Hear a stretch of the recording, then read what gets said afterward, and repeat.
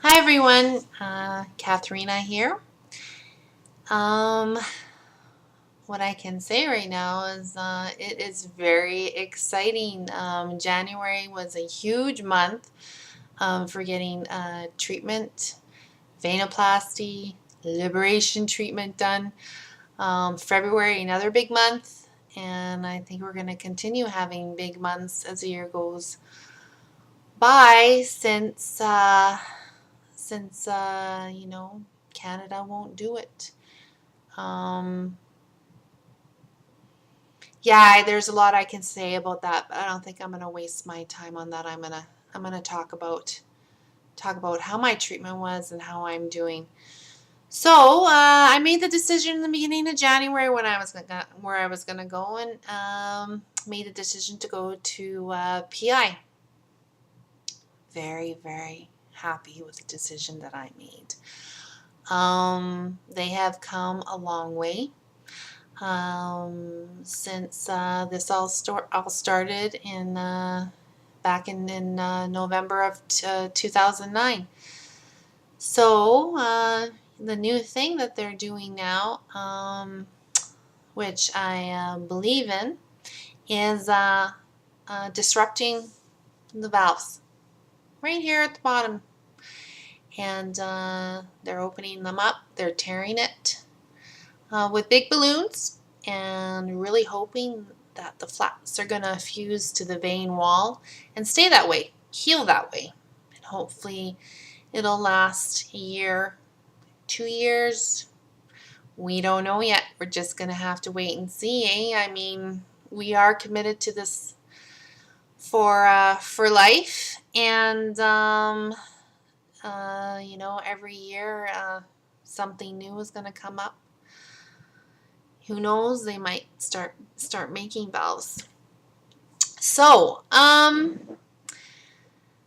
opening up the valves, getting optimum blood flow, opening up the valves. As soon as they do that, the vein starts to open up. It's a beautiful thing. Happens right there before their eyes. Happens in a couple days, sometimes after. I went there thinking, Katharina, the left was in bad shape because, that's all they did in India. They opened the left. I wasn't thinking anything with my right. I wasn't thinking anything with my azygos. But you know what?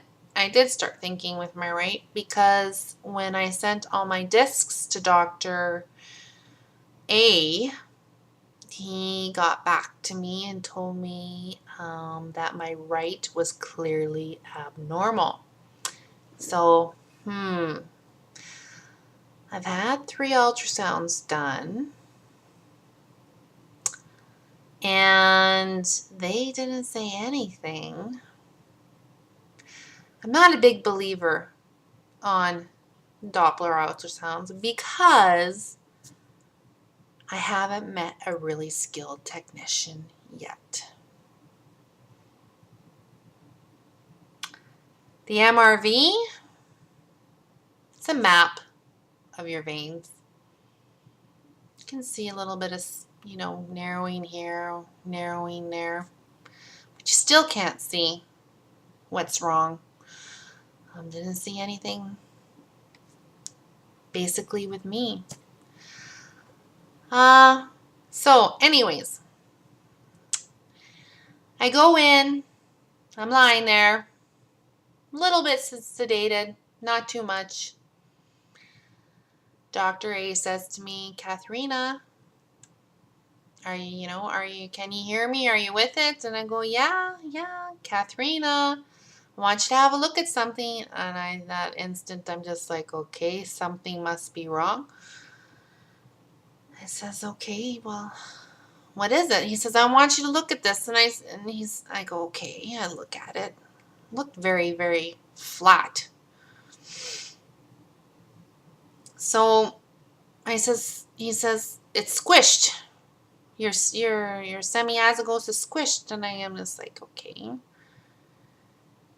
So what's squishing it? And he said, my aorta.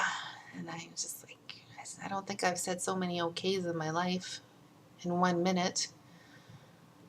And he said, I was just like, okay, again. He said, we can't open it with a balloon. And of course, I said, okay, again. I'm processing all of this, registering all this. This is a shock to me. Then he says the only way we can keep it open is a stent. Didn't say anything. I was processing. Didn't know what to say. He said my name several times. And he says, well, if you want your symptoms to stop, we have to keep it open. And I was like, yes, that's true. That's so true. I want to get rid of this. I want to feel better again. That's all I want. And then I also thought, thank God I didn't get this done with my first treatment. Thank God they didn't find this with my first treatment, because overseas they were putting in, small stents. It's the last thing I wanted. And I knew he was going to put in a nice big one for me. So I did it. Got out of there in 3 hours. Got back to my hotel room. My head was clear. I was feeling pretty good. My head pain was gone.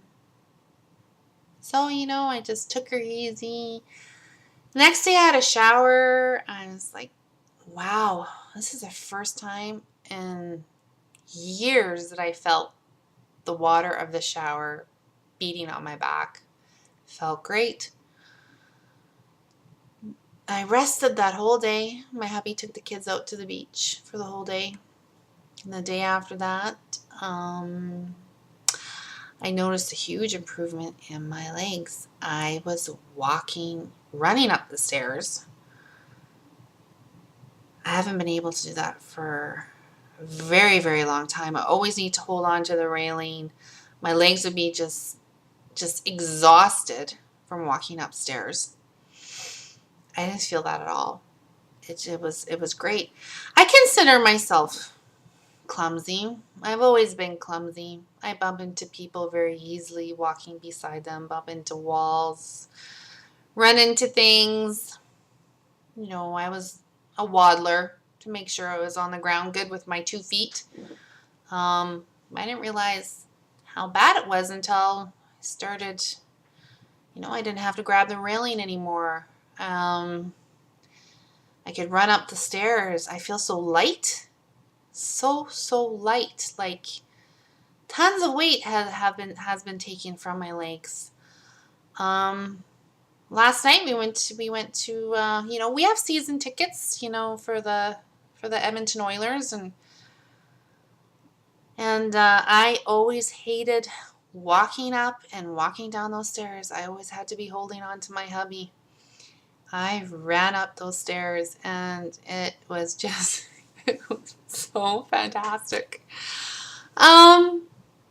My improvements are so much quicker, so many more and so much quicker than before, because before I only had a little bit of blood flow, improved blood flow, and I didn't start seeing improvements, with my numbness and stuff, 1 month, 2 months after. And right now, my hand was 90% numb before this treatment here, and now it's about 10%, and my fingers straightened back out. And, my feet were always so sore to walk on. They felt like I was walking on open wounds, and they're not swollen anymore. They feel great. My cog fog is gone. I still have a little bit of dizziness. I wonder why. I still have lesions on my brain, my spinal cord. So, it's exciting. I know I'm going to be seeing more improvements. I have put myself in a very, very positive frame of mind. Took me a couple of weeks to get there, because I had uncertainty with my stent, and thinking about how this is going to go with this new valve theory. You know, makes a lot more sense to me, and it's a lot better than ballooning the vein itself all the time. And you know, I don't know what's going to be happening a year down the road. All I know is that PI is committed, you know, Dr. A and Dr. H are committed to CCSVI 100%, and I'm really happy with them. You know, I'm going to have to go for a CT venogram. I'm going to have to get my stent cleaned, but, you know, I'm fine with it. I'm fine with doing that. You know, all the extra money that we have now goes to, you know, the CCSVI fund.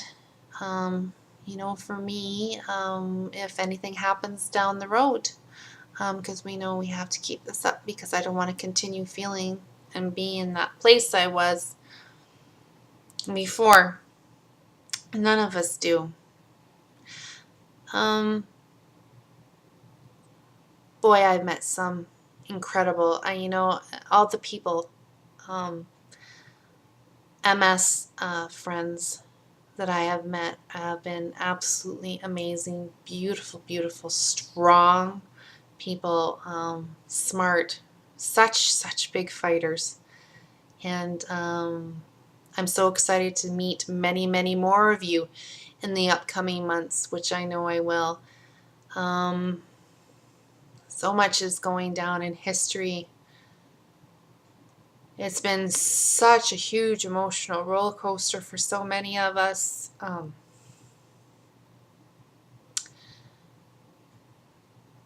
It's like, you know, you're reborn again, and so many of your friends, you know, you just pace and you wait, and it's like, you know, everybody's being reborn again, but there's just still so many more people that don't know about this, people that don't have the finances for this. But there's so many beautiful people that are helping the people to raise the money to get this done. And we're fighting, we are continuing to fight. This is going to happen. It's going to happen where I'm sorry. We just get so emotional about this. I just wanted to let all of you know I'm doing really, really good. Very optimistic about the future for us. Things will happen. It will happen. It has to. This is the biggest medical breakthrough in history. It will happen.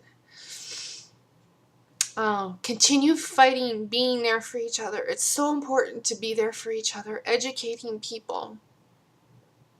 Even when you're going out and you're shopping and talking to people, you know, let people know.